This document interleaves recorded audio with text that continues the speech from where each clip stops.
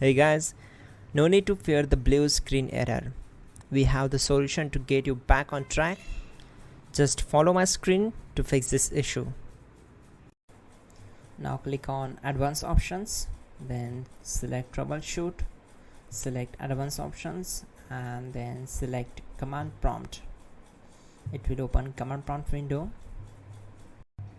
Now type chkdsk space /f space /r space c colon and hit enter.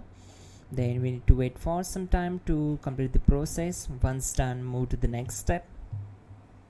Now type c colon and hit enter. Type cd space c colon / and hit enter to execute the command. Type cd space windows and simply hit enter to execute the command. Now type cd system32 and hit enter. Now type cd space config and hit enter. Now type md backup and simply hit enter. Now type copy ** backup and simply hit enter to execute the command. Now execute this command. Type md space backup1, then hit enter. Once we are here, we need to execute this command. Type copy space ** space backup1 and then press enter from your keyboard to execute this command. Now type cd space regback and simply hit enter. Execute this command. Type dir, then simply hit enter. Now execute this command. Type in copy space ** space ... and then hit enter. After that, type all and again hit enter to execute the command. Now type bootrec space /fixmbr and hit enter to execute the command. Type bootrec space /fixboot and hit enter. Now execute this command. Cd space c colon /.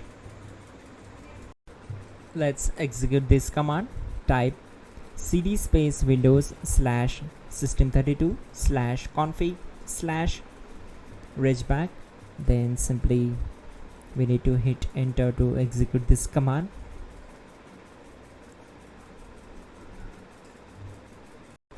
Now execute this command. Type bcd edit space /export space c colon /bcd backup and simply hit enter to execute this command. Then move to the next one.